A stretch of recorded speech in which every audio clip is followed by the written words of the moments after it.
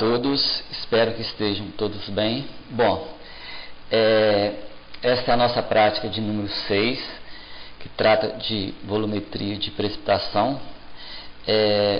Nos outros vídeos, vocês observaram que geralmente eu já coloco o título da prática, o que será feito exatamente, né? O título e o objetivo.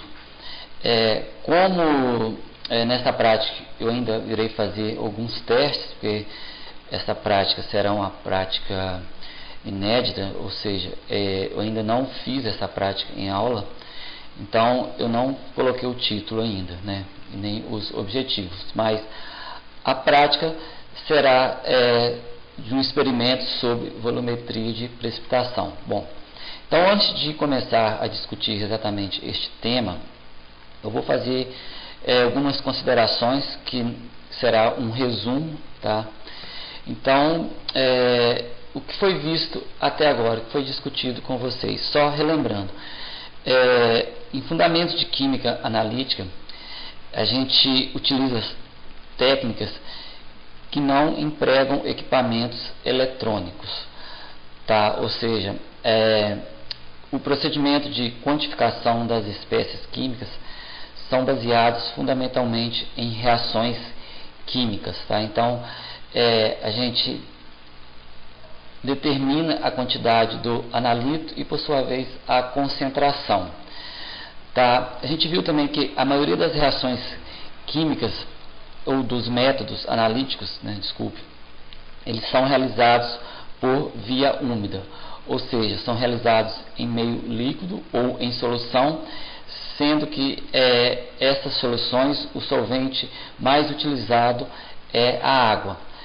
Sendo a água uma espécie ou uma substância molecular polar, então os solutos ou os reagentes que irão se dissolver na água são principalmente compostos iônicos. Então, ao dissolver na água, estes compostos iônicos irão formar íons, sendo estes íons cátions e ânions, tá? Então, com relação aos cátions, que são espécies positivas, 99% deles, pode-se dizer assim, né, eles são chamados de cátions ou eles são cátions metálicos. A exceção se faz para o íon hidrônio, tá? Então, o íon hidrônio, ele é um cátion que não é um cátion metálico. Já os ânions, né, são espécies carregadas negativamente e eles são compostos por um único elemento, como o íon cloreto, ou pode ser também composto por dois ou mais elementos, como o íon ou o ânion sulfato, né? Então nós vimos até o momento que se nós tivermos um composto, uma substância que tenha uma função ácida, nos casos com hidrogênio ionizável, ou uma função básica, nós podemos quantificar esta espécie através da volumetria ácido-base ou de neutralização, tá? Mas e agora se nós formos pensar nas outras espécies iônicas, né, nos outros cátions, nos cátions metálicos e nos ânions? Como nós podemos quantificar essas espécies? Bom, neste caso nós iremos utilizar os outros três equilíbrios existentes, que são os equilíbrios de precipitação, complexação e oxidação-redução. Então, discutindo basicamente agora o equilíbrio de precipitação, tá? Então, nessa prática nós iremos novamente, né, abordar este tema, tá? O equilíbrio de precipitação ocorre porque íons de cargas opostas, que são os cátions e ânions, quando em solução sofrem forte atração eletrostática, né, entre si, formando um produto de baixa solubilidade. É interessante chamar a atenção aqui que este produto ele é de baixa solubilidade, ou seja, ele não é um produto totalmente insolúvel, porque quando a gente diz insolúvel, passa a ideia de que ele estará sempre na fase sólida e nunca haverá uma solubilização de parte dele. Então, esses produtos de baixa solubilidade quer dizer que uma pequena fração dele irá para a fase aquosa, ou seja, uma pequena fração deste produto irá se dissolver formando cátions e ânions. Então, a gente está falando que estes cátions e ânions sofrem atração eletrostática formando um produto sólido. Então, a equação da reação química mais correta é esta aqui. Então, a gente vai ter um cátion, aqui o N mais a carga, aqui o X é a estequiometria, mais um ânion, aqui o M- seria a carga. Então, essas duas espécies irão interagir e formar um composto sólido. Então, a reação de precipitação é chamada de equilíbrio, porque tanto os reagentes quanto os produtos coexistem em solução. Então, a força de atração entre os cátions e os ânions, que formam o produto de baixa solubilidade, é maior do que a energia de hidratação desses íons. Porque quando a gente dissolve um sal com uma alta solubilidade, porque a energia de hidratação dele, a energia liberada na hidratação, é maior do que a energia, do que a força de atração entre essas espécies. Então, assim, no caso de um produto insolúvel, aliás, de baixa solubilidade, que é o mais correto de dizer, então eles formam um produto predominantemente sólido em solução. Porém, o equilíbrio de precipitação não é escrito neste sentido. Então, quando a gente fala de precipitação, então aqui a gente está tendo a precipitação de um sólido, então o equilíbrio não é escrito neste sentido, o que seria correto, porque a equação acima demonstra claramente um processo de precipitação, ou seja, a formação de um produto sólido. O equilíbrio de precipitação é escrito de modo inverso e seria mais correto ser chamado de equilíbrio de solubilidade. O que é a solubilidade? A solubilidade é quando o seu composto ele passa da fase sólida para a fase líquida, no caso, a solução aquosa. Então, na verdade, a forma que o equilíbrio de precipitação é escrito representa muito mais um equilíbrio de solubilidade. Então, o equilíbrio de precipitação ele é escrito desta forma. Então, o produto sólido em solução aquosa, formando então íons, formando cátions e ânions, ou seja, se solubilizando.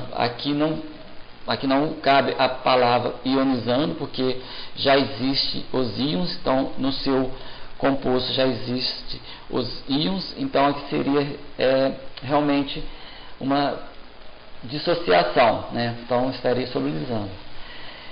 Então, novamente, como os reagentes e os produtos coexistem em solução em proporções fixas, ou seja, diferente de quantidades absolutas, que as quantidades absolutas deles podem variar, mas quando a gente divide, quando a gente faz uma fração entre o produto e os reagentes, o valor obtido será sempre o mesmo, Então, quando trata-se de equilíbrio, sendo este valor sempre o mesmo, a gente pode falar que é um valor constante, Então, sendo um valor constante, a gente chama então de constante. Então, a constante para um equilíbrio vai seguir sempre essa lógica. Então, a gente vai pegar a fração, a gente vai tirar uma fração, a gente vai pegar a concentração dos produtos elevado aos seus índices, a estequiometria, sobre a concentração dos reagentes também elevado aos seus índices. Então, para o equilíbrio ou para a reação acima, nós teremos, a gente parte dos produtos, Então, a gente vai partir dos produtos, elevado aos seus índices, sobre o reagente. O reagente, nesse caso, é o composto sólido. Bom, como o composto sólido ele tem considerado uma concentração constante, Então, basta que exista uma quantidade mínima em solução para que este equilíbrio exista, uma vez que existe essa quantidade mínima, então ele é considerado constante. Então a gente passa para o outro lado, para o lado esquerdo da equação, tá? Então aqui deste lado a gente vai ter tudo constante. Então por fim a gente vai chamar este K mais a concentração do sólido, a gente vai chamar de KPS, que vai ser igual à concentração dos produtos elevado aos seus índices. Então o KPS ele pode ser chamado de produto iônico ou produto da solubilidade iônica, tá? Bom, qual que é a utilidade do KPS?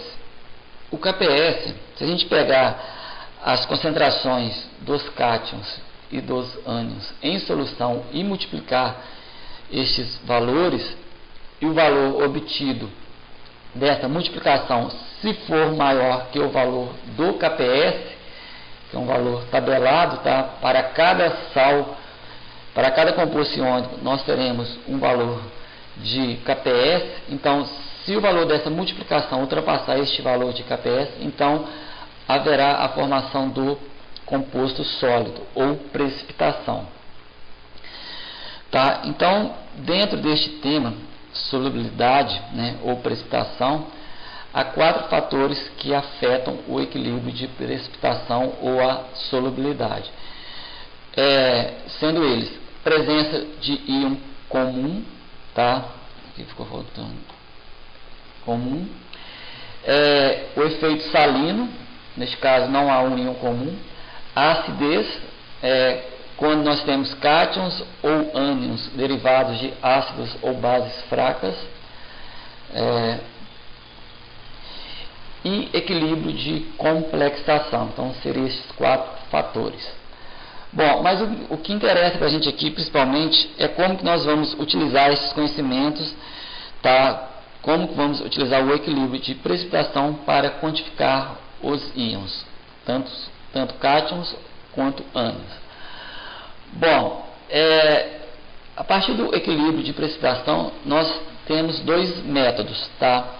O primeiro método dele é o método gravimétrico. Esse método atualmente praticamente não se utiliza mais, tá? É muito pouco utilizado. Então, neste método, adiciona-se um excesso do seu reagente precipitante à solução contendo o analito. Tá? Então, a gente vai ter que adicionar um excesso. Por que se adiciona esse excesso? Então, o reagente é adicionado em excesso para garantir que o analito precipite completamente. Então, por fim, quantifica-se o analito pesando-se a massa do produto sólido formado na reação de precipitação, né? É importante chamar a atenção que o produto sólido deve estar puro, ou seja, sem contaminantes, tá? O segundo método é o método volumétrico, tá? O método que a gente já conhece. Praticamente o procedimento é o mesmo que a gente está vendo, o que a gente tem visto, só vai mudar a reação que estará ocorrendo, simplesmente isso, tá? Então, no método volumétrico, adiciona-se o reagente precipitante com auxílio de uma bureta à solução contendo o analito, até que a reação atinja o ponto de equilíbrio ou o ponto final, que é visualizado com o uso de indicadores químicos. Dentro dos métodos volumétricos de precipitação, o método mais importante ou mais utilizado são os métodos argentométricos. Bom, então vamos analisar este método.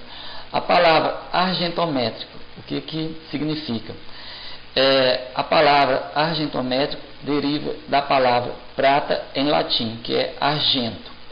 Bom, então métodos argentométricos são métodos nos quais utilizam o íon prata mais, tá, como reagente precipitante, ou mais precisamente utilizam solução padrão de nitrato de prata, o AgNO3, como reagente titulante. Então, assim, os íons pratas precipitam os seguintes ânions, onde os mesmos podem ser quantificados por volumetria de precipitação. Então, São estes os principais ânions que conseguimos quantificar empregando a solução padrão de nitrato de prata, que são os halogênios, né, cloreto, brometo e iodeto, cianetos, cianatos e tiocianatos, mercaptanos, ácidos graxos e vários outros ânions bi e trivalentes. Então, pegando para o íon cloreto, a reação que nós teremos será essa aqui. Então, o íon prata reagindo com íons cloreto, formando o cloreto de prata, que é um composto de muito baixa solubilidade. Tá? Bom, ainda dentro do método argentométrico, nós teremos os métodos de Mohr, de Fajans e de Volhard. Tá? O que trata estes métodos? Na verdade, esses métodos, esses nomes, surgem apenas para diferenciar o tipo de indicador químico para visualizar o ponto final. Tá? Então, basicamente é isso. Cada um destes métodos, nós teremos um tipo de indicador químico, e daí surge o nome. É claro que para cada método nós iremos ter algumas particularidades, tá? Para específica ao método. Não é apenas o uso do indicador, tá? As condições também para cada método irá sofrer variações. Então, iniciando pelo método de Mohr, que foi proposto em 1865, ou seja, já faz muito tempo, né? Este método utiliza o íon cromato como o íon indicador, ou o ânion, né, cromato como indicador. As equações das reações são essas. Então, até atingir o ponto final, nós temos então, íon prata reagindo com íons cloreto, que irá formar o cloreto de prata, que é um precipitado sólido de cor branca ou branco, né? Então, após o ponto final, ao pequeno excesso de íons pratas adicionados, então, o primeiro excesso de íons pratas adicionado, os íons pratas irão, os íons pratas irão reagir com o ânion cromato, formando então o precipitado de coloração vermelha. Considerações sobre este método, né, método de Mohr. O cromo 6, que é a base do ânion, né, do ânion cromato, ele é cancerígeno. Assim, este método tem caído em desuso, né? O método apresenta um erro sistemático positivo, então este erro a gente consegue calcular qual que é o valor, então a gente consegue considerar este erro sobre o nosso valor final, né? Deve ser realizado na faixa de pH de 7 a 10, tá? Então o método, ou a titulação deve ser realizada, o método deve ser realizado, ou a titulação, né? Para pH abaixo de 7, uma vez que o ânion cromato é derivado de um ácido fraco, haverá formação do ácido crômico, ou seja, na forma molecular. Ele vai sair da forma iônica e vai para a forma molecular. Com isso, a concentração do ânion cromato vai cair em solução. Assim, este indicador ele vai perder força, né? E para pH acima de 10 vai ocorrer a precipitação da prata como hidróxido. Então, por isso que o pH tem que estar nessa faixa aí. Bom, o método de Fajans, né, utiliza o indicador de adsorção e desorção, que é a fluoroxeína. O ânion fluoroxeinato se dissolve na superfície do precipitado apenas no ponto final, formando o fluoroxeinato de prata intenso. Então, a formação do fluoroxeinato de prata ocorre por adsorção e não precipitação, tá? Por quê? Porque a concentração do ânion fluoroxeinato em solução ela é muito baixa. Assim, o valor do KPS não é alcançado para que ocorra a precipitação, né, com a prata. Por último, né, temos o método de Volhard, que emprega íons ferro 3+ como indicador. Tá? O método de Volhard trata-se de um método indireto, também chamado de retrotitulação, tá? Onde nós teremos algumas etapas. A primeira etapa, adiciona-se um excesso de uma solução padrão de nitrato de prata à solução contendo íons cloreto. Bom, como que nós saberemos se estamos adicionando um excesso ou não desta solução? É claro que ao fazer a análise da nossa amostra, nós teremos que ter uma certa ideia da concentração de íons cloreto presente na amostra. É uma informação que nós precisamos ter. Tá? Então, de parte dessa informação, nós vamos fazer um cálculo de quantos que nós temos que adicionar então a mais da nossa solução. Então a gente vai adicionar o excesso de íons prata e vai ter uma sobra desses íons prata. Vai ter a reação de precipitação, né, formando o cloreto de prata, e vai ter então a sobra deste excesso. Bom, após isso nós temos que realizar a filtração para remover o cloreto de prata. Porque a etapa seguinte nós vamos utilizar o tiocianato para quantificar os íons pratas, mas porém o tiocianato vai reagir com esse precipitado, tá? Então isso irá causar um erro, porque o cloreto de prata ele é mais solúvel do que o tiocianato de prata. Então os ânions tiocianato deslocam o cloreto, tá, deste sal, formando o tiocianato de prata. Então por isso que tem que se realizar essa filtração. O cloreto de prata tem que ser retirado da solução.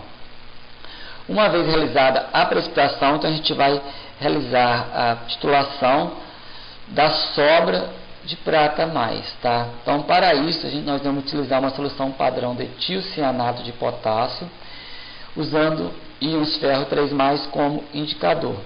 Tá? Então as reações que nós teremos serão estas. Antes do ponto final, então a gente vai adicionar o tiocianato, a solução contendo íons prata, e será formado o tiocianato de prata, que é um precipitado branco. Após o ponto final, ao primeiro excesso de ânions tiocianato, haverá a reação com íons ferro 3+, formando o precipitado. Aliás, neste caso aqui nem é precipitado, neste caso aqui é o complexo, porque observe que aqui está com carga. Então sempre quando tivermos um composto com carga, quer dizer que ele está em solução. Tá? Então se não é precipitado, então a gente vai chamar de complexo. Então vai ter a formação deste complexo vermelho. Então a solução no ponto final irá mudar de incolor com precipitado branco ao fundo para vermelho. As considerações sobre este método, né? A titulação deve ser realizada em solução ácida para evitar a precipitação do ferro 3+ como hidróxido. Tá? Neste método não ocorre interferência dos ânions carbonatos, oxalato e arsenato, porque em meio ácido, né, porque lembrando que a titulação é feita em meio ácido, estes ânions não formam sais insolúveis com íons pratas, apenas em meio neutro. Bom, então aqui a gente encerra esta primeira parte, que é a parte introdutória a este assunto, tá? Creio eu, não sei se eu irei gravar um vídeo ainda discutindo a parte experimental, eu terei que ver ainda, mas caso eu gravar este vídeo, né, eu também postarei, tá? Então a gente encerra aqui esta videoaula, agradeço a todos e obrigado.